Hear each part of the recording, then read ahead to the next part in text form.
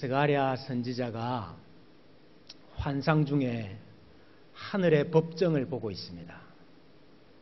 하나님께서 재판장의 자리에 앉아 계시고 그 앞에 천사들이 있고 또 그 앞에 당시의 대제사장이었던 여호수아가 피고인으로 서 있고 또 그 옆에 보니까 여호수아를 기소하는 사탄이 기소인으로 서 있습니다. 근데 하나님께서 그 여호수아에게 하신 말씀이 이는 불에서 꺼낸 거슬린 나무가 아니냐 이렇게 말씀하십니다. 불에서 꺼낸 거슬린 나무. 비슷한 말씀이 아모스 4장 11절에도 나오는데 내가 너희 중에 성읍 무너뜨리기를 하나님이 소돔과 고모라를 무너뜨림과 같이 하셨으므로 너희가 불 붙는 가운데서 빼낸 나무 조각같이 되었느니라 그랬습니다. 그러니까 여기 불이라는 것은 하나님의 심판의 불이고 또 더러움을 씻는 불이고 또 불순물들을 제거하는 불이지요. 여호수아가 이 불에 들어갔다가 나온 겁니다. 역사적으로 말하자면은 바벨론의 포로가 되었다가 다시 나오게 된 것입니다. 그런데 하나님께서 그 불 가운데서 다 타도록 내버려 두지 않으시고 다 타버리면은 아무것도 남는 것이 없고 죄만 남아야 될 것인데 하나님께서 다 타기 전에 죄가 되기 전에 끄집어 내신 겁니다. 바벨론 포로지의 불같은 그 고통에서 꺼내주셨고 하나님의 큰 진노와 심판의 불 가운데서 살아남게 해 주셨고 불같은 시험과 시련 속에서 하나님께서 건져 내신 거지요. 그래서 이 여호수아가 불에서 꺼낸 거슬린 나무와 같이 되었고 또 불타다가 남은 나무 조각같이 된 것입니다. 내가 불에서 꺼낸 거슬린 나무가 아닌가, 내가 불타다가 남은 나무 조각이 아닌가 이런 생각이 드시는 분들은 오늘 이 여호수아에게 어떤 일이 일어났는가 하는 것을 자세히 살펴보시기를 바랍니다. 불에서 꺼낸 거슬린 나무에게 무슨 일이 일어났는가? 첫째는 의롭게 되는 일이 일어났습니다. 의롭게 되었습니다. 여러분, 여호수아는 당시의 대제사장이었습니다. 할아버지가 스라야였는데 이 남유다가 바벨론의 멸망을 당할 때 남유다의 대제사장이었습니다. 그런데 느부갓네살 왕에 의해서 죽임을 당하고 그의 아버지는 여호사닥이었는데 이 사람은 바벨론의 포로로 끌려가서 거기에서 여호수아를 낳고 죽었습니다. 그래서 이 여호수아가 이제 이 바벨론 땅에서 다시 돌아와서 이스라엘의 대제사장이 된 겁니다. 근데 사탄이 이 여호수아를 고소하고 고발하고 있습니다. 여러분, 이 사탄이라는 말은 히브리어입니다. 히브리어로 사탄 하면은 고소하다, 고발하다, 참소하다 그런 뜻이 있습니다. 근데 오늘 이 사탄이 자기 이름 뜻 그대로 여호수아를 고발하고 고소하고 참소를 하고 있는 겁니다. 여러분, 사탄은 어쨌든 우리로 죄를 짓도록 만들기 위해서 유혹하고 시험을 하지요. 그래서 우리가 어쩌다가 그 유혹과 시험에 걸려서 넘어져서 죄를 짓게 되면은 사탄은 우리를 변호해 주지 않습니다. 내가 유혹해서 내가 시험해서 저렇게 죄를 짓게 되었다고 우리를 변호해 주지 않습니다. 오히려 우리를 정죄하고 우리를 고발합니다. 너는 죄인이 아니냐. 너는 이제 하나님의 자녀라고 말할 수 없지 않겠느냐. 네가 그러고도 하나님의 백성이라고 말할 수 있겠느냐. 네가 그러한 죄 가운데 있으면서도 하나님의 일을 감당할 수 있겠느냐. 네가 어떻게 하나님 앞에 서겠느냐. 이렇게 사탄은 고소를 하고 참소를 합니다. 여러분, 사탄이 이런 일을 하기 때문에 남의 허물에 대해서 관심이 많고 남을 정죄하기를 좋아할 때에 이 사탄이 틈을 잘 탑니다. 하루 종일 남을 험담하고 남을 헐뜯고 남을 욕을 한번 해보십시오. 그러면 사탄이 마음껏 활동할 수 있는 무대를 만들어주는 겁니다. 우리가 하루 종일 누구에게 불만을 토해내고 또 누구를 원망을 하고 누구 탓을 한번 해보십시오. 그러면 사탄이 너무 좋아합니다. 왠고하니 그 일은 자기가 하는 일이거든. 그 사탄은 자기가 하는 일인데 그 사람이 같은 일을 하고 있거든요. 야, 너는 나의 동력자가 아니냐. 너는 나의 일에 동참하는 자가 아니냐. 사탄이 좋아합니다. 사탄의 하수인이 되는 겁니다. 여러분, 그러니 자꾸 누구를 원망하지 마세요. 사람 때문에 불평하고 원망하고 하지 마시기 바랍니다. 헐뜯고 험담하고 욕하고 하지 마시기 바랍니다. 사람의 허물을 파헤쳐서 그걸 내가 갚으리라 그러지 마시기 바랍니다. 그것은 사탄의 일이고 그것은 사탄의 하수인이 되는 것이고 내 마음이 사탄의 놀이터가 되도록 내어주는 것입니다. 사탄이 이렇게 여호수아를 고소하고 고발하고 참소하고 있는데 하나님께서 그 사탄에게 하시는 말씀이 있어요. 사탄아, 내가 너를 책망하노라. 하나님께서 사탄을 책망하셨습니다. 사탄의 고소가 틀렸기 때문에, 사탄의 고발이 틀린 말이기 때문이 아닙니다. 사탄의 고발이 옳은 말이에요. 사탄의 고소가 정당한 것이었어요. 여호수아가 더러운 옷을 입고 있었기 때문에. 그러나 하나님은 사탄을 책망하셨습니다. 왠고하니까 예루살렘을 택한 여호와께서 너를 책망하노라 그랬습니다. 하나님께서 사탄을 책망하신 이유가 하나님께서 예루살렘을 선택했기 때문이라고 말해요. 하나님께서 여호수아를 택했기 때문인 것입니다. 사탄의 고발은 여호수아를 그 불 가운데서 끄집어내어서 그를 다시 세우고자 하시는 하나님의 계획에 반하는 것이기 때문에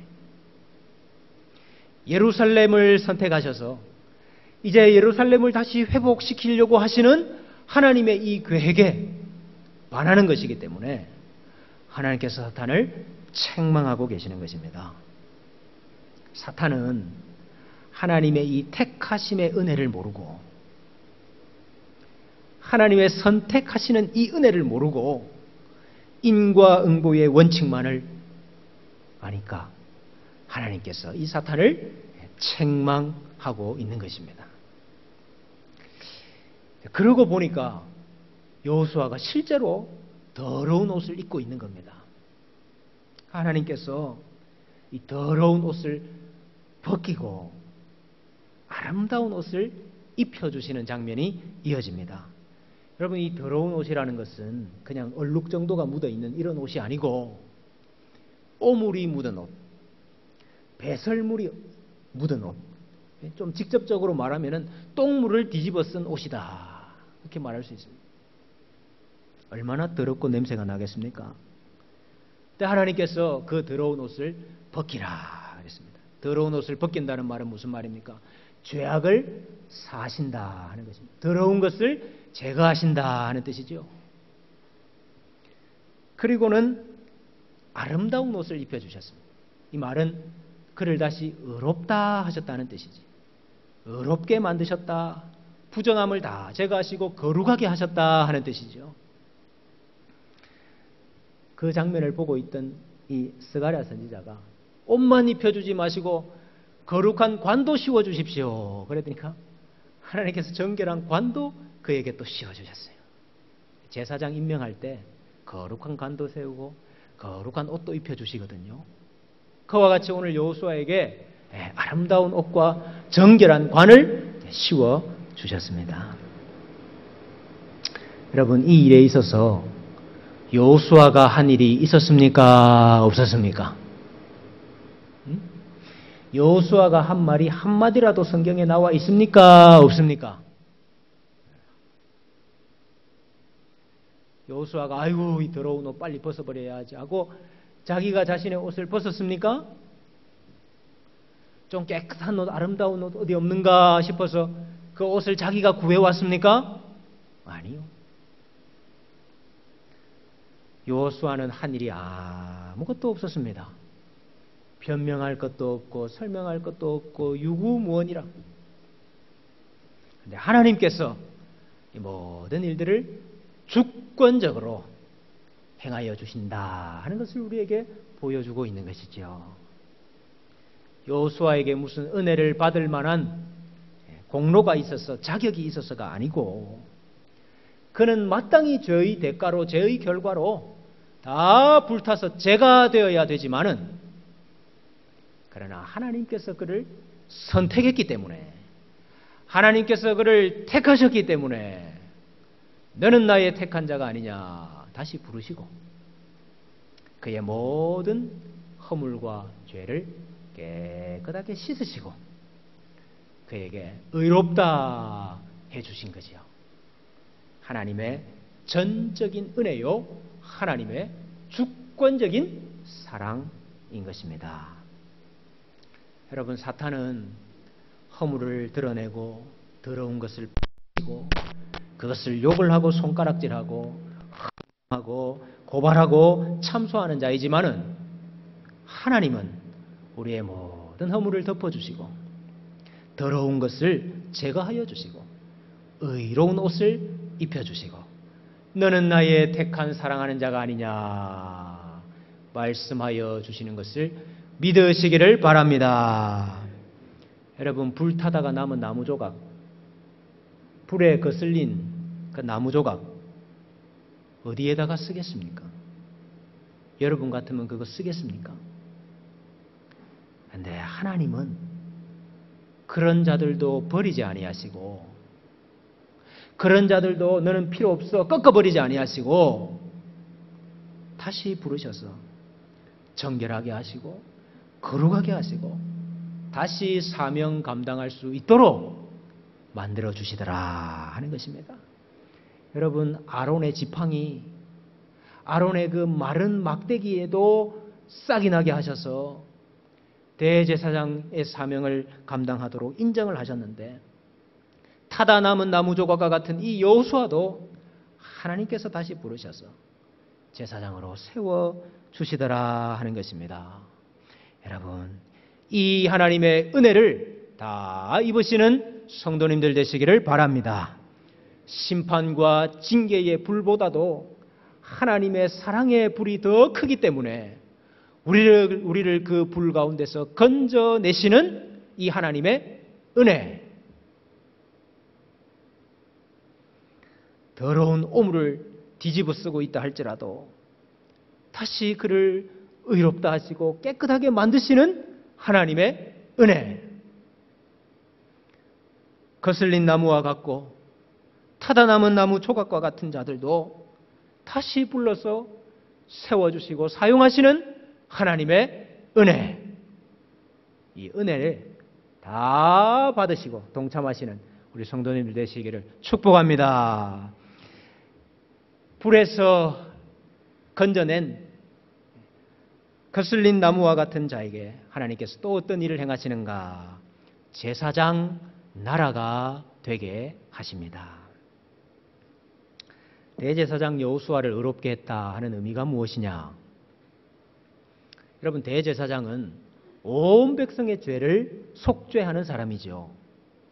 제사장들이 있어서 날마다 백성의 죄를 속죄합니다마는 이 대제사장은 1년에 하루 대속죄일 날 모든 백성의 죄를 속죄하는 역할을 하는 사람 아닙니까?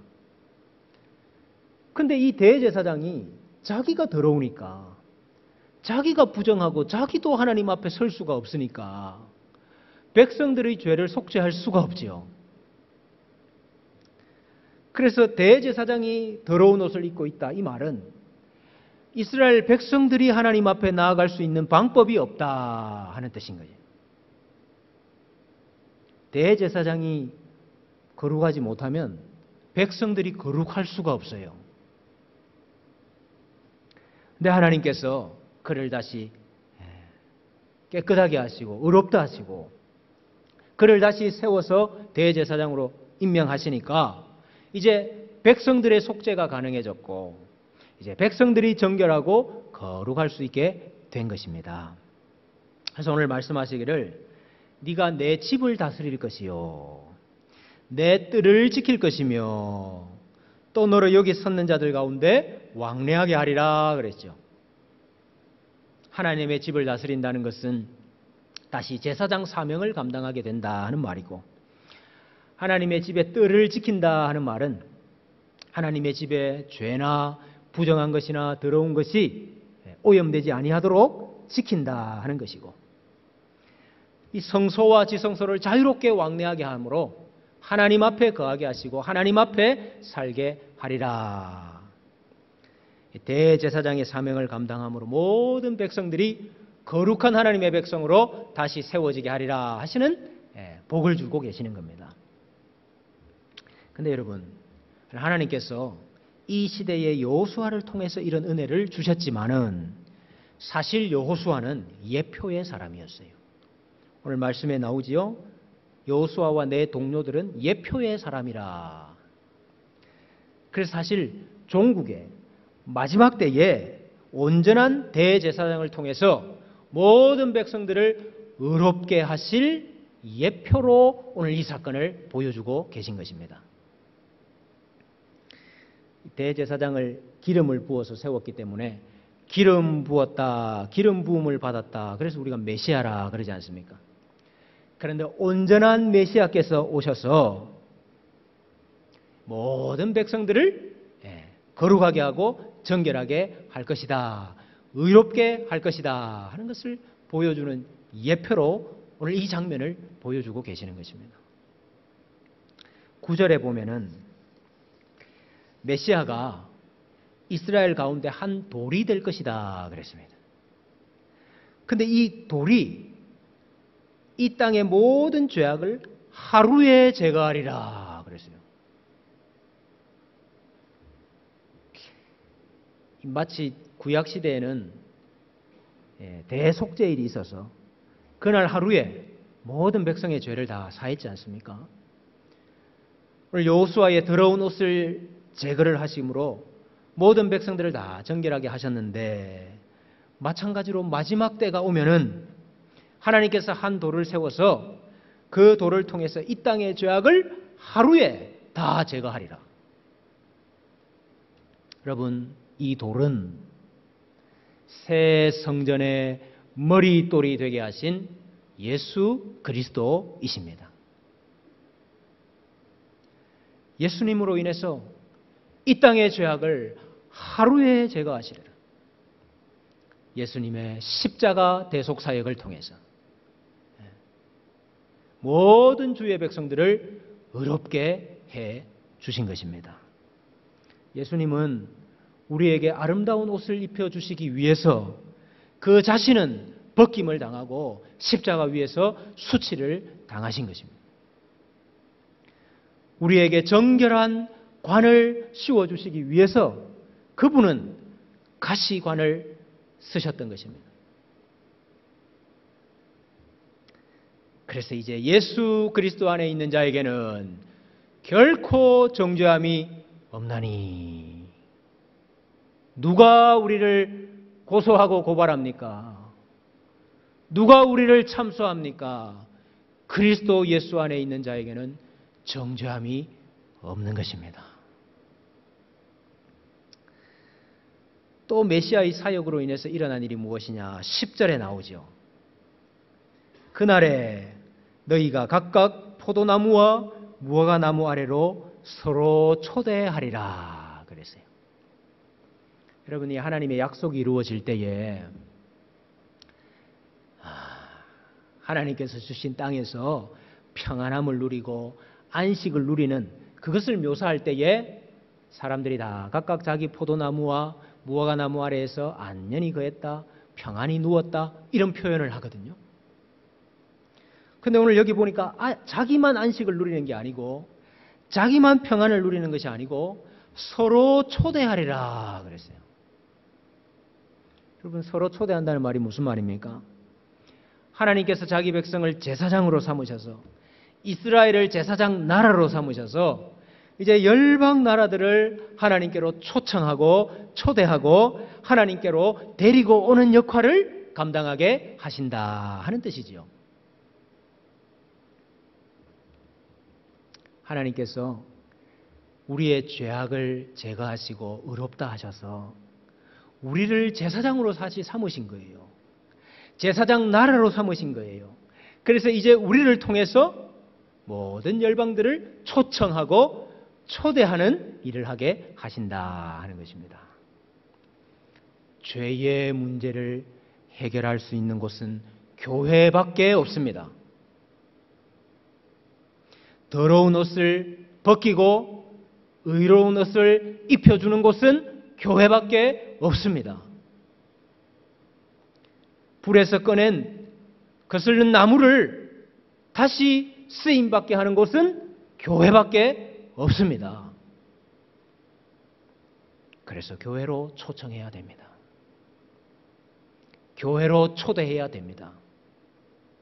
교회가 제사장의 사명을 감당해야 합니다. 예수님으로 인해서 의롭다 하심을 받고 제사장으로 제사장 나라로 세움을 받은 우리는 이제 누구를 하나님의 백성으로 초대할까? 누구를 이 은혜의 자리로 초청할까? 고민해 보아야 되는 것입니다. 여러분, 누구를 초청해야 되겠습니까? 누구를 초대해야 되겠습니까? 불에서 꺼낸 거슬린 나무들을 초대해야 되지 않겠습니까? 불타다가 남은 나무 조각들을 초대해야 되지 않겠습니까? 아이고, 저 나무, 저 불같은 시련에, 불같은 환란에 조금만 더 있으면 완전히 다 타서 죄가 될 것 같은데 그런 분들이 여러분 주위에는 안 보이십니까? 하나님 저 다 타기 전에 끄집어내시고 건져주시고 살려주셔야 되는데 하나님 불타다가 남은 나무 조각이지만은 하나님께서 다시 사용하실 수 있는데 여러분 그런 사람들을 우리가 초대하고 초청하고 이끌어야 되는 것입니다. 오늘 환상을 통해서 보여주신 것이 무엇이냐?